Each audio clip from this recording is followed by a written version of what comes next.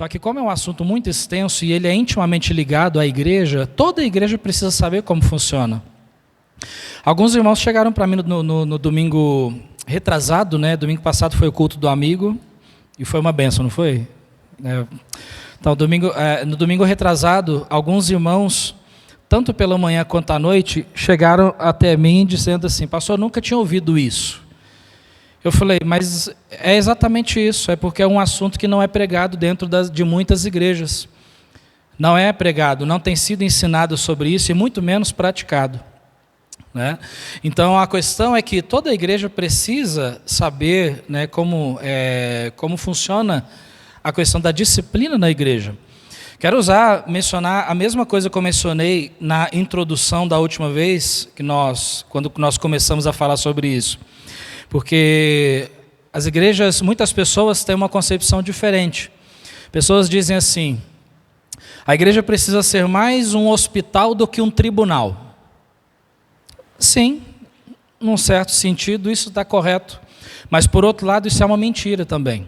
Então nós temos que saber dosar exatamente. Por quê? Existem momentos na Bíblia em que as igrejas foram exortadas a fazer um julgamento. Mas como assim? A igreja acaba sendo um tribunal?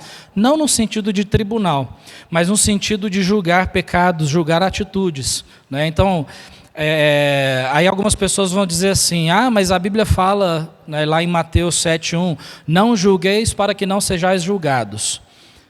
Está certo também, só que nós não podemos usar o versículo fora do seu contexto. Jesus, quando ele diz em Mateus 7:1, não julgueis para que não sejais julgados, ele está dizendo sobre o julgamento hipócrita, aquele julgamento. Ele até explica, olha, tira primeiro a trave do teu, a trave do teu olho, né, antes de te procurar tirar, né, o cisco no olho do irmão e tudo mais. Então, amados, o que nós temos que entender é que o mesmo Jesus que disse que não julgueis para que não sejais julgados, ele também disse, não julgueis segundo a aparência, mas julgai segundo a reta justiça, em João 7:24. Ou seja, há momentos em que nós temos que, eu não vou usar a palavra julgamento, mas há momentos em que nós temos que tomar decisões, igrejas têm que tomar decisões. E é algo extremamente, na maioria das vezes é algo extremamente doloroso, é algo difícil, e é justamente por causa disso que a maioria, e infelizmente a grande maioria das igrejas não tem ensinado isso. Não tem ensinado. E muitas vezes nós vamos até ver que muitas vezes nós usamos versículos fora do contexto, né, para poder dizer aquilo que realmente não disse. Nós lemos 1 Coríntios capítulo 5, nós não vamos fazer a leitura hoje, nós lemos na última vez, tanto de manhã quanto à noite. Domingo pela manhã passado nós lemos, e no domingo retrasado à noite nós fizemos a leitura desse texto. Mas se você olhar, e eu creio que é um texto bem conhecido entre nós, caso não seja para você, leia em casa e você vai ver nitidamente o que está acontecendo ali. Em 1 Coríntios capítulo 5, nos versículos 1 até o versículo 11 por ali, estava havendo um pecado dentro da igreja. Havia alguém dentro da igreja de Corinto que estava tendo relações físicas com a mulher do seu pai. Possivelmente, acreditamos, seja madrasta, né? E essa pessoa estava tendo relacionamento com a sua madrasta. Então, o apóstolo Paulo, ele começa a explicar para eles o que deveria ser feito. E deveria haver disciplina naquela igreja. Aquela igreja deveria ser disciplinada. Então, quando nós pensamos sobre disciplina na igreja, o que é disciplina na igreja? Então, a disciplina é o ato de confrontar o membro da igreja que erra ou mancha o seu testemunho, nós não podemos nos esquecer disso, dando-lhe a oportunidade para arrepender-se e corrigir-se, com o objetivo de zelar pela santidade e pelo bom testemunho da igreja. Por isso é necessário. É por isso que muitos pastores têm um péssimo testemunho na sociedade, porque a própria igreja não o disciplina. Mas disciplinar o pastor? Sim, disciplinar o pastor. É por isso que muitos membros de igrejas dão mau testemunho por aí e não se faz nada. Entende? Mas é importante entendermos o que deve ser feito. Quando nós lemos 1 Coríntios capítulo 5, nos versículos 11 a 13, ele explica ali o motivo por que disciplinar aquela pessoa que estava andando errado. E ele explica muito bem ali, se você ler o texto, você vai ver nitidamente que era para o bem daquele irmão. Você encontra nesse texto uma pessoa obstinada com o pecado, e você encontra também uma igreja que estava permitindo aquilo. Então a disciplina ajuda aquele irmão que está em pecado para que ele enxergue o quanto ele está andando errado e manchando o seu testemunho, ajuda a igreja, né, a lidar com aquele problema, e também pelo bom testemunho da igreja, ajuda a igreja a recuperar o seu testemunho. Porque cá entre nós, queridos, quantas igrejas têm tido o seu testemunho manchado porque não tratam desses assuntos necessários? Ele explica também como fazer. Ele explica ali no texto. Você pode verificar e ler em casa. Você vai ver ali, então, que são palavras duras, difíceis, mas é algo que está escrito na sua Bíblia. Se você verificar o versículo 5 de 1 Coríntios, capítulo 5, ele fala ali sobre entregar a pessoa a Satanás. Porque é isso que acontece quando alguém anda errado e não quer se arrepender. Ele é literalmente entregue nas mãos de Satanás. Falamos sobre o guarda-chuva da proteção de Deus. Lembra, usamos como exemplo? Enquanto nós estamos ali obedecendo ao Senhor e andando em santidade, em humildade diante dEle, reconhecendo os nossos pecados, nós estamos, figurativamente falando, como se nós estivéssemos debaixo da proteção do Senhor. O Senhor, Ele tem um compromisso com aquele que o obedece, com aquele que busca a sua palavra, com aquele que anda em obediência e humildade. Mas a partir do momento que uma pessoa anda por si própria, pelos seus caminhos errados, Deus não protege aquela pessoa. Na verdade, ele é entregue nas mãos de Satanás. E Satanás, sendo o pai da mentira, é ele quem começa a manipular tal pessoa. Paulo fala também sobre tirar aquele membro, aquela pessoa da igreja. Tirar aquela pessoa. Por quê? Porque Paulo diz que um pouco de fermento leveda toda a massa. É aquela famosa história que a gente ouve na escola, né, da maçã podre. Né? Quantos de nós não ouvimos na escola aquela história da maçã podre, né? Que tem uma maçãzinha ali podre e se ela ficar ali no meio das demais, ela vai apodrecer o restante. Então precisa tirar aquela maçã. E é justamente isso que acontece. Então Paulo diz, olha, eu já determinei que essa pessoa deve ser tirada do meio de vós. E Paulo diz para eles, você vai ver no texto que Paulo diz ainda assim: vocês estão inchados, soberbos, achando que vocês são os melhores, e esse tal ainda está no meio de vós, manchando o vosso testemunho, manchando o nome de Cristo diante dos outros. Então ele fala, ali nota que é um caso de alguém que não quis se arrepender naquele momento. E aí ele fala então para cortar da comunhão da igreja.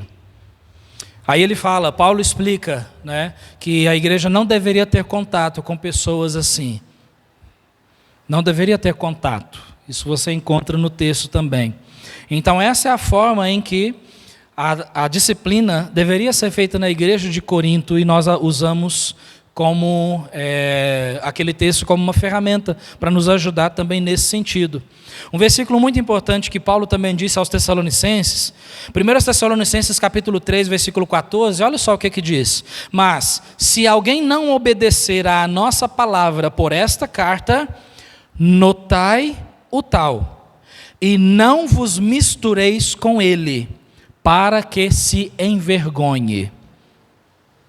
Ai, pastor, que feio. Não fala comigo, eu sou apenas o carteiro. Tem que falar com quem escreveu, e foi o próprio Deus. Deus disse isso. Ah, mas como assim? Para a pessoa se envergonhar? Sim. Para a pessoa sentir o peso do seu pecado. O que estava acontecendo na igreja em Corinto é que havia alguém que obstinadamente estava pecando, e a igreja o recebeu como se tudo tivesse bem. E isso abre uma porta enorme para que outras pessoas também olhassem aquela situação e dissessem, ué, pode?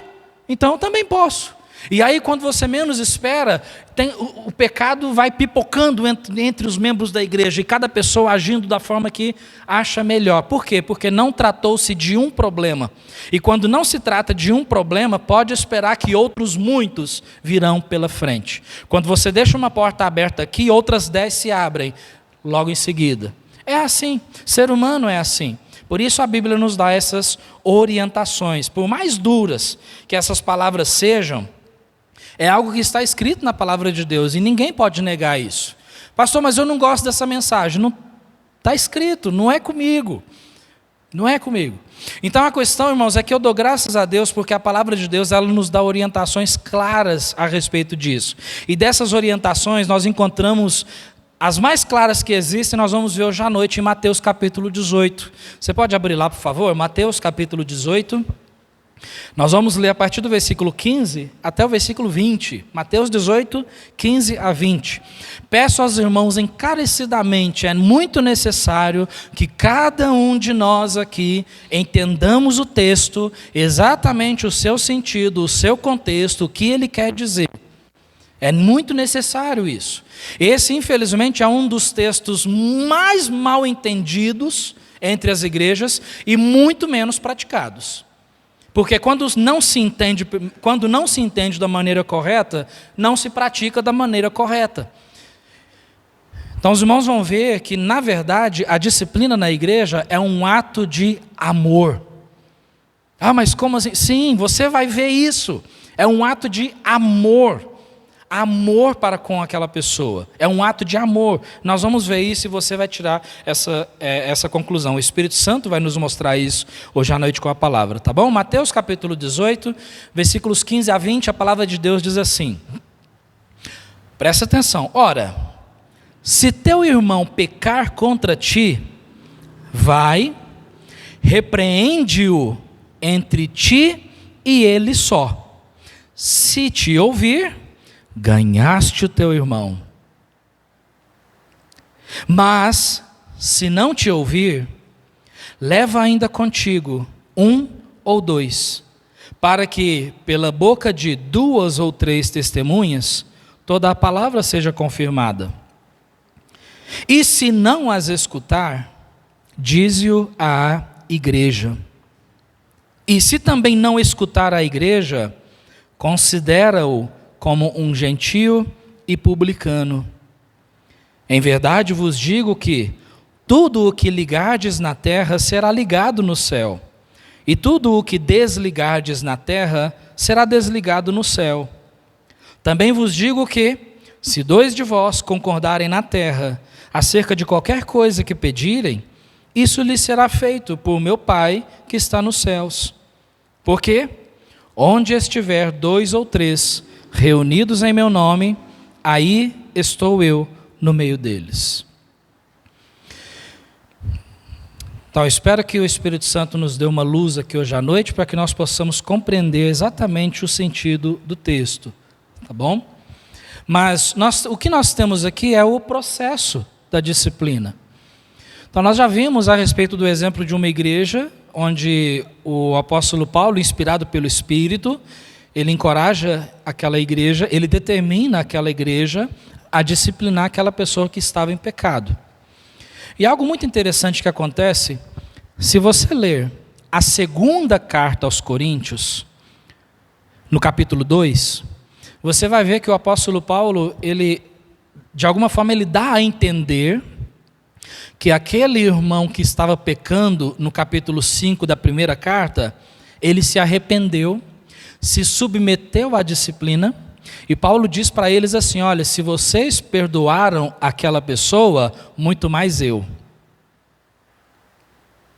Então, está vendo como é que é um ato de amor? É maravilhoso quando a igreja entende o que realmente significa a disciplina. Existe um mau entendimento sobre isso. Para muitas pessoas, a disciplina é simplesmente jogar a pessoa fora, lançar um problema fora do meio de nós. Não, queridos, até que chegue nesse ponto, existe um processo, e é lento, é um processo lento. E nesse processo, quando nós usamos a palavra de Deus como base, não tem como dar errado. Às vezes nós olhamos situações e pensamos assim, puxa vida, como se diz, está dando ruim. Não está dando ruim, está agindo conforme a palavra de Deus ordena, dá certo. Então, nesse processo, o que nós encontramos aqui nessas orientações são uma repreensão particular de um pecado particular. Escuta isso, irmãos, em toda a palavra de Deus nós entendemos esse conceito. Pecado particular, ele é confessado particular. Pecado público é tratado publicamente. Alguém chega a dar um escândalo no meio da igreja, Irmãos viram isso, outros irmãos viram. Pecado público. Alguém de repente teve um pecado, alguma coisa, viu algo que não devia ver, teve alguma coisa nesse sentido, pecado particular. Mas há pecados que são particulares, ou seja, que ninguém vê, mas que eles têm consequências maiores. Pecado do adultério, por exemplo. Mesmo que ninguém saiba, mesmo que somente eu fique sabendo que alguém está adulterando. Isso é grave. Isso deve ser tratado pela igreja. Mas o que nós estamos falando aqui são pecados particulares, ou seja, eu pequei contra você, você pecou contra mim. Eu te ofendi ou você me ofendeu. Então o que a palavra de Deus nos orienta aqui, o primeiro passo para a disciplina é repreensão particular de um pecado particular. Se eu pequei contra você, nós dois é que precisamos conversar. É o que ele diz aqui, ora, se o teu irmão pecar contra ti, vai, repreende-o entre ti e ele só. Entre ti e ele só. Isso é muito importante entendermos isso. É por isso que se de repente algum irmão ou irmã chega a mim e fala, pastor, eu preciso falar o que a pessoa fez comigo. Ok, vamos ligar para a pessoa e conversar. Ou melhor, né? Você já foi até ela? Porque é o que está escrito aqui, você deve ir até ele. E a questão aqui, ele diz ali, se te ouvir, ganhaste o teu irmão. Esse termo, ganhaste o teu irmão, ele significa literalmente, você o conquistou para Cristo. Você conquistou o seu irmão para Cristo, se ele te ouvir. O alvo, o objetivo, não é simplesmente você chegar até aquele irmão e dizer, você errou contra mim, ou você me ofendeu, ou eu estou triste com você, ou você não devia ter falado aquilo comigo. Esse não é o alvo. O alvo não é simplesmente você chegar até aquele irmão e deixar claro que ele errou contra você. Esse não é o objetivo. E quando nós muitas vezes fazemos isso, nós já chegamos com aquele objetivo. Não, aquele irmão precisa saber que ele errou comigo, ele precisa saber que me ofendeu. Esse não é o objetivo, irmãos, é ganhá-lo. E obviamente, para ganhar o seu irmão, vai depender da atitude com que você chega, vai depender do jeito com que vocês conversam, vai depender da forma com que você o atrai para poder conversar junto. Então o objetivo é ganhar o seu irmão, e esse termo ganhar, repito, significa conquistá-lo para Cristo. Se você chega ao seu irmão e diz, irmão, vem cá, vamos conversar. Olha, eu fiquei ofendido com aquilo que você me disse. Ou você deu um mau testemunho para mim. Ou você pecou contra mim. Ou eu pequei contra você. E aí quando nós conversamos dessa forma particularmente, quando há um arrependimento, um reconhecimento do erro, ganhaste o teu irmão. Você o conquistou para Cristo. É como se você erguesse o seu irmão bem alto e dissesse, olha, para a honra e glória do Senhor, aqui está o troféu. Porque o nome de Cristo foi glorificado. Agora, infelizmente, nós não podemos viver uma utopia pensando que tudo são flores. Há momentos em que o seu irmão não vai te ouvir.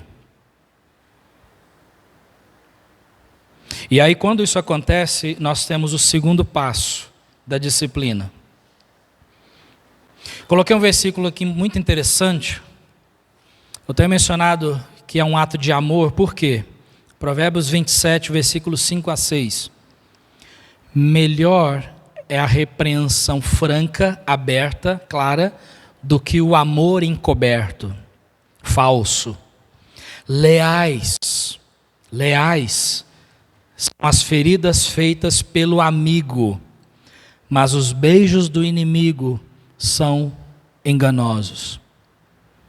Portanto, irmãos, não faz parte da nossa índole, reconheço, mas a atitude correta, quando alguém chega até você e diz, você errou comigo, a atitude correta é você chegar e dizer, meu irmão, obrigado, te amo em Cristo, me perdoe.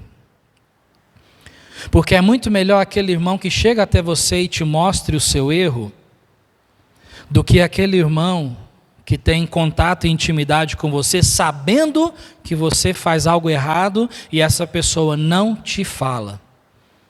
Essa pessoa não te confronta. Isso não é amizade verdadeira. É o mesmo caso de um pai que diz assim: eu não corrijo os meus filhos porque eu os amo. Isso não é amor, é egoísmo e falsidade. Porque a palavra de Deus diz que quem ama, corrige. Só que, como eu disse, nem tudo são flores. E aí nós temos então o começo do versículo 16.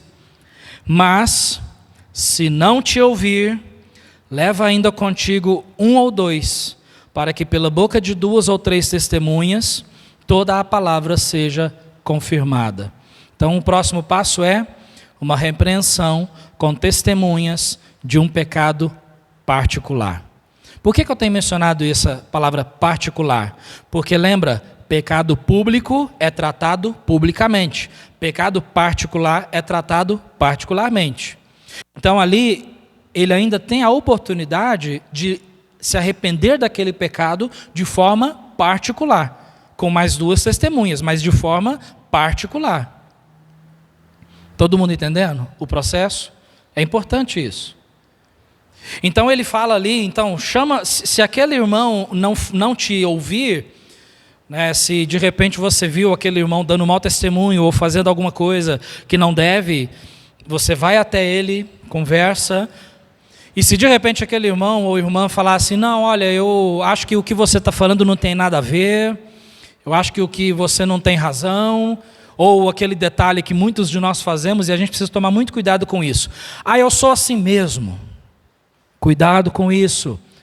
Nós não fomos chamados para sermos do nosso jeito, mas do jeito de quem? De quem? De Cristo. Não, eu sou assim mesmo. Não deve. Não deve. Ah, eu tenho liberdade para falar o que eu quiser. Ok, cuidado. Não useis da liberdade para dar ocasião à carne. Paulo disse para os Gálatas. Não useis da liberdade para dar ocasião à carne. Cuidado com o jeito que nós falamos, com aquilo que nós falamos. Ah, mas eu sou assim mesmo, é porque eu sou sincero. Ok, sinceramente errado com uma atitude tão horrível. Então a gente tem que tomar cuidado com isso. Então quando aquele irmão não ouve, então ele diz: chama contigo 1 ou 2, para que pela boca de 2 ou 3 testemunhas toda a palavra seja confirmada.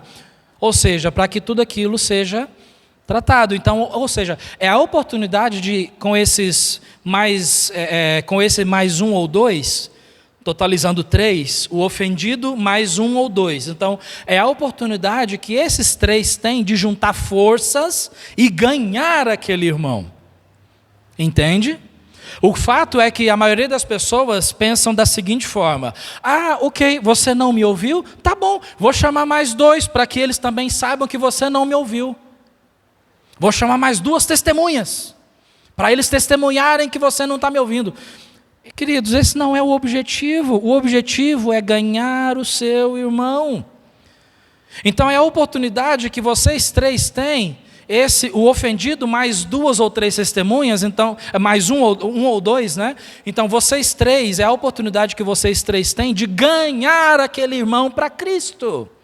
Irmão, não faz isso. Você está indo por um caminho difícil, um caminho doloroso, o caminho da desobediência. Irmão, você tem a oportunidade agora de reconhecer o seu erro e voltar para os caminhos do Senhor. Irmão, se arrepende. Esse é o alvo, é o objetivo, irmãos. O objetivo é que aqueles 3, com a palavra de Deus, claro, obviamente a palavra de Deus é o centro. Usando a palavra de Deus, ajudem aquele irmão a compreender que ele realmente errou. Para que aquele irmão chegue no ponto de dizer assim: tá certo, eu errei, me perdoem, eu vou consertar o meu erro. Se isso acontecer, ganhaste o teu irmão para Cristo. Ganhaste o teu irmão. Conquistaste o teu irmão. Por isso que é muito importante nós entendermos o processo. A nossa tendência, queridos, é fazer assim: olha, você não me ouviu não? Então peraí. Deixa eu te contar, você sabe o que o fulano fez comigo? Vem cá, deixa eu te contar. deixa eu te contar também aqui o que fulano fez. Ou, vem cá, senta aqui, deixa eu te contar o que fulano fez. E aí a gente vai semeando a contenda, semeando aquela sementinha, né, daquele arbusto venenoso. E aí, quando a gente menos espera, um pouco de fermento leveda toda a massa. Por quê? Porque não se tratou da forma correta. Por isso, irmão, se alguém te ofende, vai até ele. Vai até ele. Está triste com alguma coisa? Vai até ele. Vai até ele. Não vai para o teu irmão, não vai para a rede social, não vai mostrar a sua indignação de algum jeito. Não chama os outros de hipócrita, né? As igrejas de hoje têm muita hipocrisia, coloca lá no Facebook. Não faz isso. Seja uma bênção. Seja uma bênção. E um detalhezinho, toma cuidado com aquilo que você posta. É público. E lembra o que é o pecado público? Pecado público deve ser tratado publicamente. Cuidado com o que você coloca nas suas redes sociais. Pecado público deve ser tratado publicamente. Tá? Cuidado com isso. Mas, como nem tudo são flores, se aquela pessoa ainda não ouvir, diz o versículo 17, e se não as escutar, dize-o à igreja. Consegue ver aqui o processo até chegar nesse ponto de chegar e dizer para a igreja? Pastor, mas que feio, vai falar para a igreja?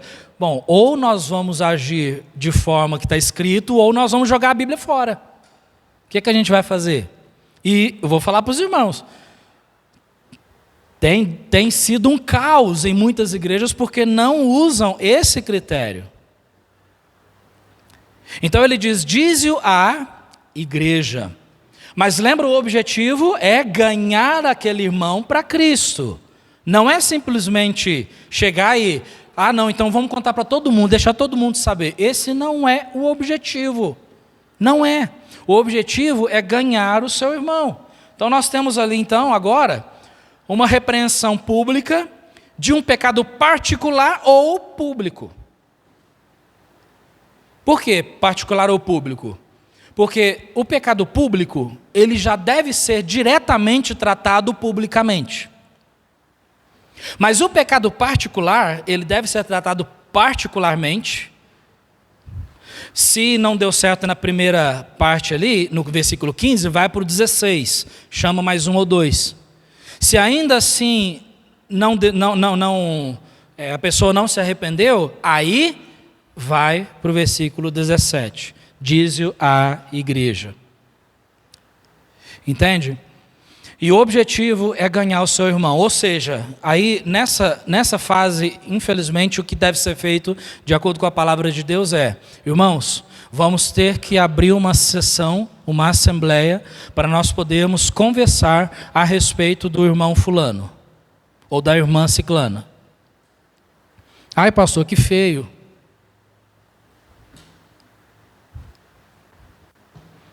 E aí tem a sessão, se de repente aquela pessoa, porque há casos e casos, pode ser, eu já presenciei casos assim, a pessoa disse assim, vai me levar então para a sessão? Não vou. Então significa que ele não ouviu a igreja, aí vai para o próximo ponto. Mas aí, se a pessoa vem e participa, o que é uma bênção, o próximo passo então é, lembra, o primeiro, vai particularmente, não ouviu. Ok, mais um ou dois, não ouviu. Então já teve duas oportunidades para poder ser convencido do seu pecado. Próximo passo, leva à igreja. Agora a igreja se envolve. Por quê? Porque os irmãos amam aquela pessoa. Porque os irmãos querem também participar para ganhar aquela pessoa para Cristo. Os irmãos também querem trazer aquela pessoa para a santificação. Os irmãos, com amor fraternal, eles também querem trazer aquela pessoa para a comunhão do seio da igreja. Então os irmãos se envolvem nisso. E como? A gente faz a sessão, conversa, explica todo ali o que aconteceu e o processo, até que chegou nesse ponto, e aí abre, os irmãos vão se envolver, dizendo, irmão, irmã, se arrepende, a oportunidade está aí, volta para Cristo, vamos lá, vamos junto. E aí outro irmão levanta e fala, irmão, nós te amamos, vamos lá. Aí outro irmão levanta e fala, irmão, se arrepende, vamos junto. Aí outro irmão levanta e fala, irmão, se arrepende, volta para Cristo. Aí o outro irmão levanta e fala, o outro fala, o outro fala, o outro fala, o outro fala. E pode ser que quando aquela pessoa escuta toda a igreja tentando trazer ele para Cristo, pode ser que o Espírito Santo naquele momento vai fazer aquela pessoa enxergar, puxa vida, a igreja me ama, quer me trazer para Cristo, realmente, eu estou errado. E aí naquele momento aquela pessoa diz assim, irmãos, eu errei, me perdoem, eu errei, vamos junto. E aí, queridos, quando isso acontece, muitas igrejas e alguns irmãos que frequentaram outras igrejas compartilharam isso comigo, eu já presenciei isso também em igrejas.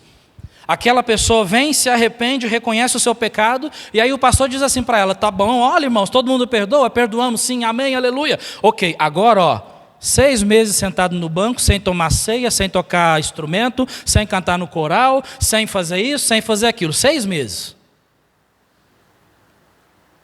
Se a pessoa se arrependeu, para que punição? Na verdade, o que deve ser feito é o pastor da igreja chegar e dizer, ótimo irmão, aceita um aconselhamento, alguns estudos para te ajudar a não cair no mesmo erro, a não cair naquele pecado. Vamos fazer alguns estudos, vamos aprender juntos sobre essa questão, estamos juntos.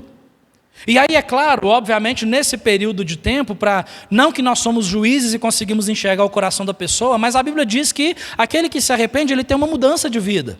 E a igreja vai ver essa mudança de vida.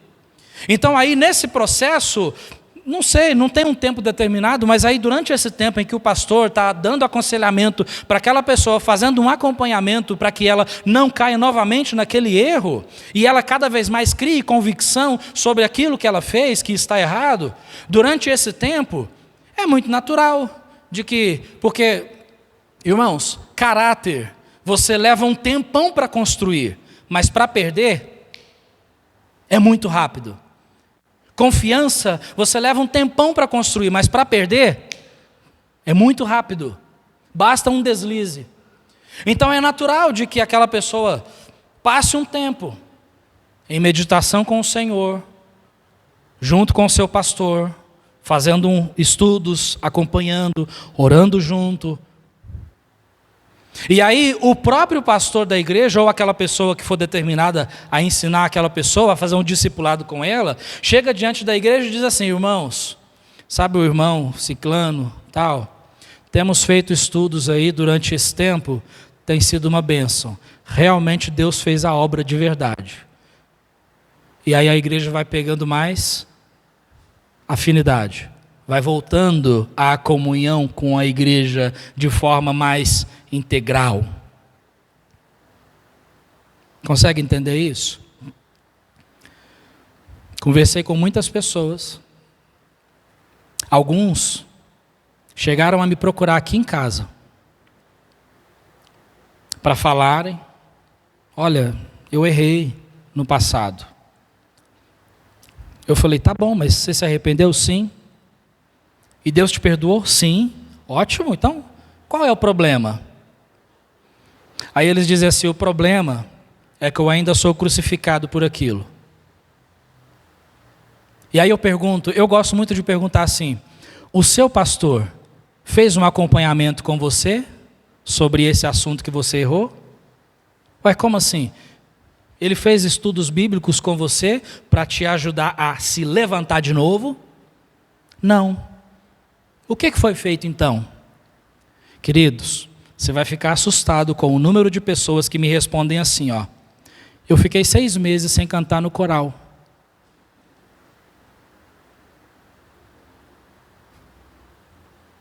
E cadê o acompanhamento? Isso para mim é punição. Eu posso ser crucificado, queridos, com esse meu jeito com essa minha convicção, mas eu não consigo enxergar na palavra de Deus uma outra atitude para com aquele membro que se arrepende. Consegue enxergar isso? Consegue ver o erro de muitas igrejas? Eu sei que tem irmãos aqui que já participaram né, já presenciaram isso, porque alguns já me compartilharam isso pessoalmente. Eu também já presenciei isso. Tá bom, mas quando acontece dessa pessoa não escutar a igreja, diz ali, e se também não escutar a igreja, considera-o como um gentio e publicano. Considera ele como se ele fosse um gentio e um publicano. Você sabe o que é gentio? Gentio, literalmente falando, é aquela pessoa que não faz parte do povo de Israel. Isso é um gentio. Quando a Bíblia fala sobre gentio, significa, ela está simbolizando aquela pessoa que não conhece Deus. E ele fala publicano. Publicano, você sabe o que é, não sabe? O que é publicano? Alguém sabe? Publicano era um coletor de impostos judeu que coletava impostos para Roma. E aí Roma fazia pressão sobre o povo judeu para que eles pagassem esses impostos. O publicano ia cobrar esses impostos. E aí os judeus olhavam e falavam assim, puxa, você está trabalhando para os romanos? Eles estão nos pressionando politicamente. Eles estão acabando conosco. E aí então os publicanos eram aquelas pessoas que ninguém queria ter contato com eles.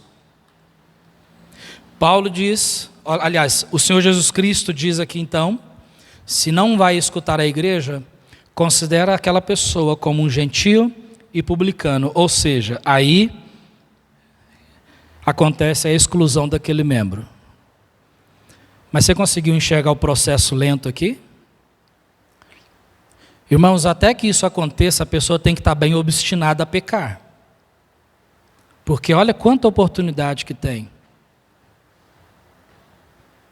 Nós temos orientações interessantes aqui logo depois. Orientações importantes aqui. O versículo 18, ele diz ali, em verdade vos digo que tudo o que ligardes na terra será desligado no céu. Aliás, perdão, 18. Em verdade vos digo que tudo o que ligardes na terra será ligado no céu. E tudo o que desligardes na terra será desligado no céu. Algumas pessoas usam esse texto para dizer que quando alguém é excluído da igreja, ele perde a sua membresia no céu.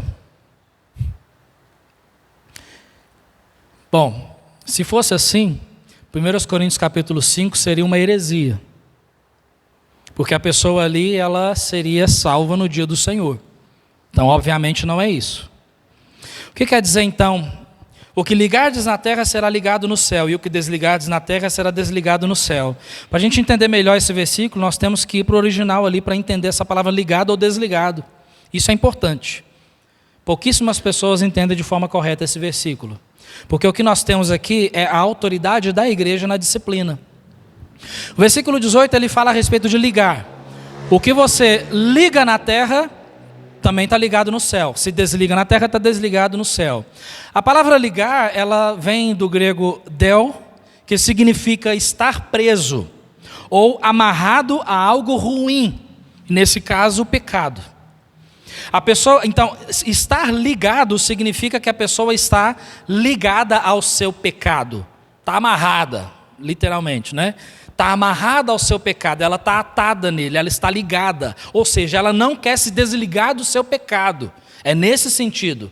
Porque a palavra, ela tem uma conotação negativa. Negativa. Tá? Não é positiva. Não é, então, se a igreja liga aqui, o céu também liga. Não. Na verdade, é o contrário, tá bom? Se ele está ligado ao seu pecado aqui, significa que ele está ligado ao seu pecado no céu. E aí, por outro lado, nós temos a palavra desligar, que é outra palavra diferente, é a palavra luo. Essa palavrinha significa desamarrar de algo ruim, se libertar do pecado. O que Cristo está dizendo aqui, ele está mostrando a autoridade da igreja para isso.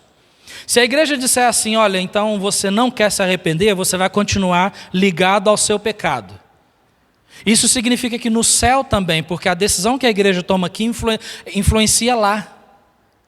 Por isso que Paulo disse lá em 2 Coríntios, no capítulo 2. Paulo diz assim, olha, se vocês perdoaram aquele irmão, eu também perdoei. Por quê? Porque Paulo reconhecia a autoridade daquela igreja.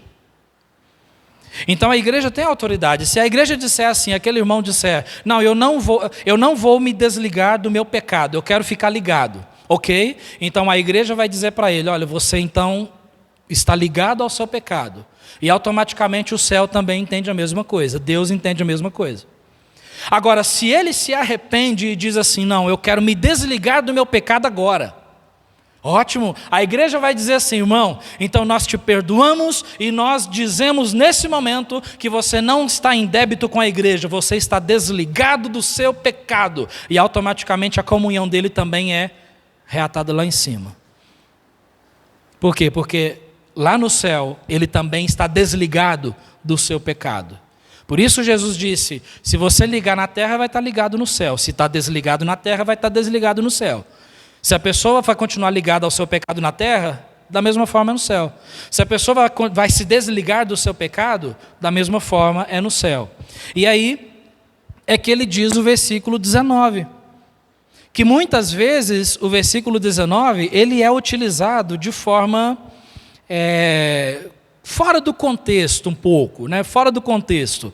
Porque o versículo 19 diz assim, também vos digo que, se 2 de vós concordarem na terra acerca de qualquer coisa que pedirem, isso lhes será feito por meu Pai que está nos céus.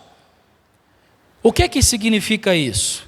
Significa disciplina, porque o contexto fala de disciplina. Se 2 de vós concordarem na terra, volta lá para o primeiro processo. O irmão errou contra o outro e os dois conversam e se acertam, se arrependem e conversam e voltam a... Então, a Bíblia diz aqui, se 2 de vós concordarem na terra, acerca de qualquer coisa que pedirem, isso será feito por meu Pai. Por quê? Porque concordaram ali, se acertaram, conversaram. Isso é reforçado pelo versículo 20. Por quê? Porque onde estiverem 2 ou 3 reunidos em meu nome, aí estou eu no meio deles. Por que 2 ou 3? O que ofendeu, o ofendido e a testemunha. Se o que ofendeu, o ofendido e a testemunha concordarem ali onde eles estão, Deus está naquele meio. Quando você chega ao seu irmão e vai conversar com ele e dizer, irmão, volta para Cristo, se arrependa, Deus está ali naquele momento. Então você consegue ver aqui que o contexto todo fala sobre disciplina na igreja. Disciplina. Então, na verdade, o contexto não fala sobre oração, é disciplina. Porque às vezes a gente fala isso, né? Senhor, porque o Senhor disse que onde estiverem 2 ou 3 reunidos em teu nome, o Senhor está lá. Ué, quer dizer que se eu estiver sozinho, Deus não está ali? Porque tem que ter 2 ou 3. Então o contexto não é isso, é disciplina. É disciplina. Então, queridos, quando a pessoa se arrepende diante da igreja, quer corrigir o seu erro e dar um bom testemunho, a igreja perdoa e liberta aquela pessoa do fardo do seu pecado. E o céu também faz o mesmo. Por quê? Porque a igreja representa a vontade de Deus aqui na terra. Nós somos embaixadores de Deus. Nós representamos Deus. Então, quando tomamos esse tipo de decisão aqui, isso é influenciado lá no céu também. Então, a igreja está libertando, está desligando aquele irmão do seu pecado. E aí isso acontece no céu da mesma forma. Da mesma forma. Então, é muito importante entendermos isso, porque olha só, Gálatas 6:1, irmãos, se algum homem chegar a ser surpreendido em alguma ofensa, vós que sois espirituais, quem? Igreja, ele fala sobre a igreja. Aqui escreveu para a igreja lá dos Gálatas: encaminhai o tal com espírito de mansidão, olhando por ti mesmo, para que não sejas também tentado. Com espírito de mansidão. E aí se esquecem dessa parte. Também, 1 Tessalonicenses 5,14. Rogamo-vos também, irmãos, falando para uma igreja, que admoesteis os desordeiros, consoleis os de pouco ânimo, sustenteis os fracos e sejais pacientes para com todos. Sejais pacientes, porque o objetivo da disciplina é o amor, não a exclusão, não jogar aquela pessoa fora. O objetivo é o amor.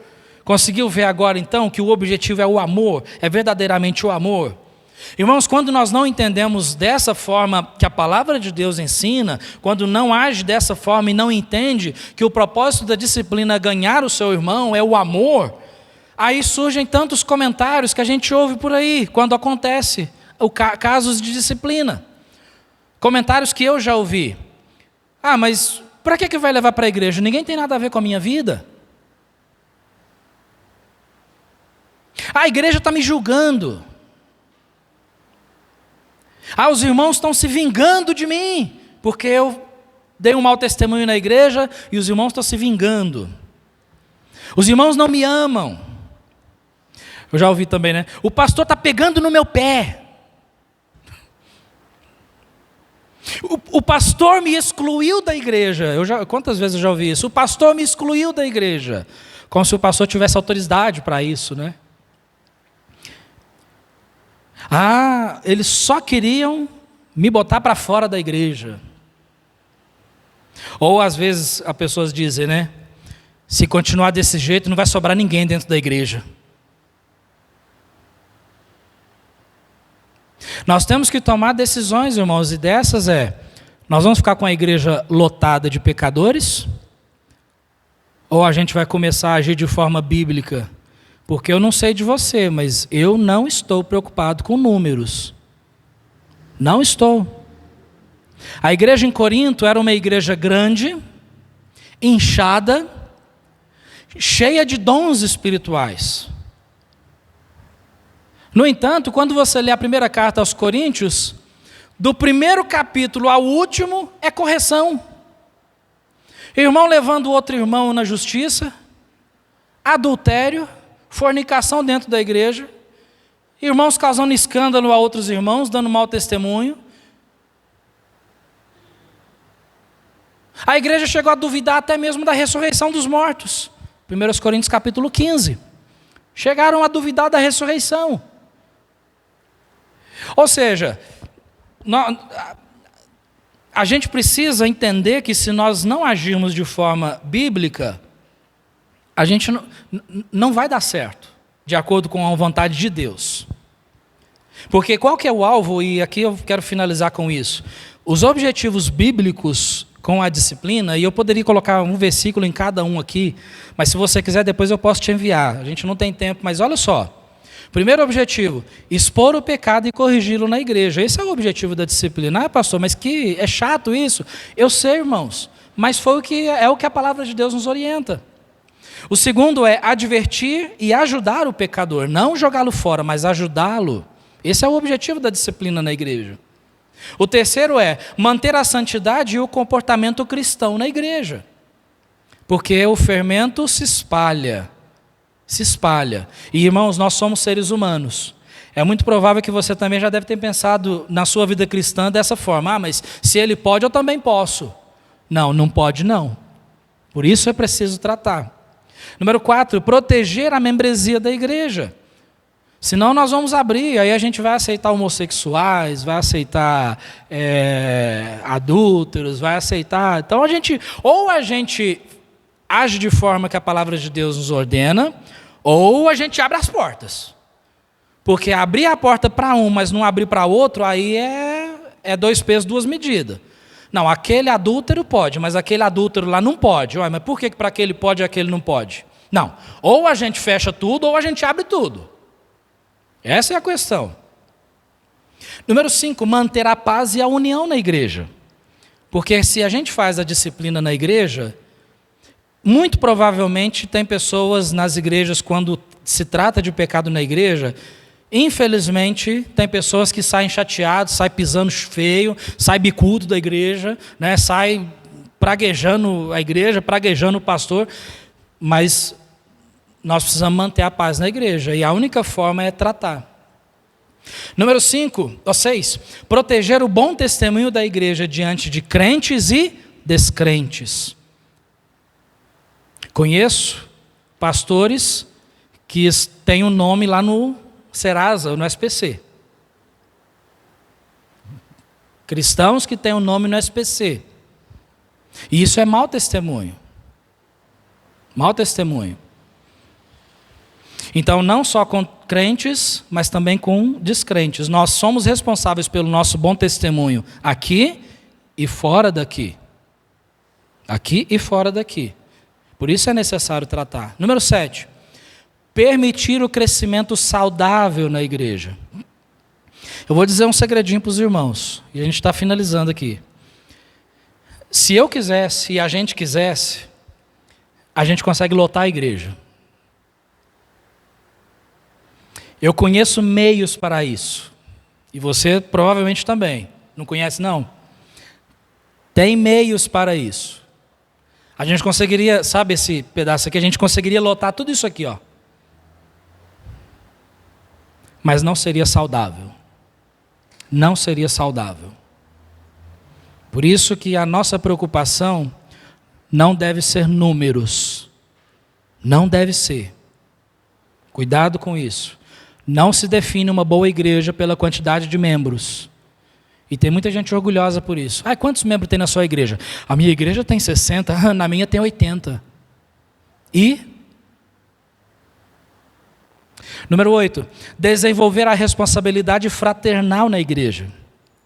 Isso nos ajuda a desenvolver a responsabilidade. Agora os irmãos sabem que a sua responsabilidade é chegar no outro. Isso é fraternal.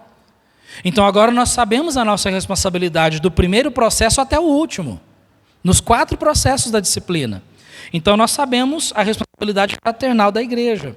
Número 9, evitar a correção do Senhor na igreja, porque Deus corrige. Deus corrige aquele que anda errado. Leia Hebreus capítulo 12 e você vai ver a correção do Senhor. Hebreus capítulo 12. E a correção de Deus é árdua. E número 10, obedecer a palavra de Deus. Por quê? Porque é o que está escrito. Então eu fico tão tranquilo, irmãos, em ensinar essas coisas, porque ninguém vai sair, eu tenho certeza, ninguém vai sair, ninguém vai comentar uns com os outros falando assim, nossa, você viu, para que aquilo? Não, está escrito. Ou a gente prega toda a palavra de Deus, ou a gente vai selecionar apenas alguns textos, como a grande maioria faz. Seleciona aqueles textos, os textos do amor, da aceitação, né? Não julgueis para que não sejais julgados. O amor cobre a multidão de pecados, né? Não, é toda a palavra de Deus. Conclusão de tudo isso, para a gente finalizar: não praticar a disciplina na igreja é manter as portas abertas para os mais diversos tipos de pecados e maus testemunhos. Uma porta aberta hoje gerará inúmeras portas abertas amanhã. Por isso que às vezes a pessoa fala assim, nossa igreja é muito dura. A maioria das pessoas, não todos, eu não vou generalizar, mas eu acredito que a maioria das pessoas que visitam as nossas igrejas, que são igrejas sérias, onde nós praticamos a palavra de Deus, não voltam, porque chega num ponto que eles veem como as coisas funcionam aqui dentro. Porque a gente não é uma igreja de oba-oba. A gente não é uma igreja onde as pessoas podem fazer o que quiserem. O pastor pode sair, dar um mau testemunho aí fora, não precisa pagar as contas. O pastor pode usar de ditadura na igreja, mandar e desmandar. Os membros não se preocupam uns com os outros, os membros vivem na fofoca, vivem na contenda, vivem na dissensão. Nós não somos esse tipo de igrejas. Somos igrejas sérias, da palavra. E eu creio que por isso, muitas pessoas quando vêm e visitam a nossa igreja, ficam um tempo. Mas quando eles veem que o negócio é sério, eles saem. Porque, irmãos, entenda, para Deus não tem brincadeira. Deus não é aquele Papai Noel que a gente ora, né? Senhor, eu quero um carro, eu quero uma casa, Senhor, eu quero isso, eu quero aquilo. Não, Deus não é esse, onde a gente vive de segunda a sábado de qualquer jeito, farreando, né? Aí no domingo eu venho, visto a minha capa de santidade, vou para a igreja, pega a Bíblia, põe debaixo do braço, e aí a gente vem até cantando, né? Santo, Santo, Santo, Deus onipotente. Domingo. Aí segunda-feira, vamos embora. Dá um mau testemunho, vai para a farra, bebe, fuma, faz um monte de coisa. Nós não somos assim. Somos uma igreja da palavra. Quer que a nossa igreja cresça saudável? Saudável. Fica com a Bíblia. Às vezes é difícil. Vou falar para os irmãos, eu sei. Em quase 6 anos que eu estou aqui com os irmãos, é a primeira vez que a gente fala nesse assunto detalhadamente. Não é verdade? Detalhadamente é a primeira vez. Mas que Deus nos ajude, porque nós só conseguimos praticar isso pela graça e a misericórdia do Senhor. Mas precisamos. Amém? Nós vamos ficar de pé. Hoje nós não vamos cantar. Eu gostaria que nós fizéssemos diferente. Gostaria que você e eu terminássemos com uma oração silenciosa, implorando a Deus, rogando a Deus a graça dEle, a misericórdia dEle, para que todos nós possamos entender que servir a Deus não é brincadeira. A morte vem, irmãos, quando ninguém espera. Jesus está prestes a voltar. Então, ele diz ali, a palavra de Deus diz, santificai-vos, porque amanhã fará o Senhor maravilhas no meio de vós. Foi o que Deus disse para Josué dizer para o povo. E Deus fez maravilhas, porque o povo se santificou. Se há alguma coisa na minha vida e na sua vida que precisamos santificar diante de Deus, façamos isso agora. Então, ore a Deus pela nossa igreja, para o Senhor nos proteger, para o Senhor nos santificar e para que o Senhor nos ajude aqui. Se chegar no processo, se tivermos que ter um processo de disciplina na igreja, que o Senhor nos ajude a confrontar uns aos outros. Se o teu irmão pecar contra ti, vai entre ti e ele só. Então que o Senhor nos ajude a fazermos de forma bíblica. E por mais doloroso que seja, por mais doloroso, mesmo que não sobre ninguém, mesmo que eu fique sozinho, ou você fique sozinho na igreja, que você e eu possamos ficar com a palavra de Deus. Porque o que importa é a palavra de Deus. Então ore silenciosamente por isso. Ore pelo pastor da igreja, para que Deus o dê sabedoria. Ore pelo seu irmão em Cristo. Ore pela sua vida. Vamos todos orar?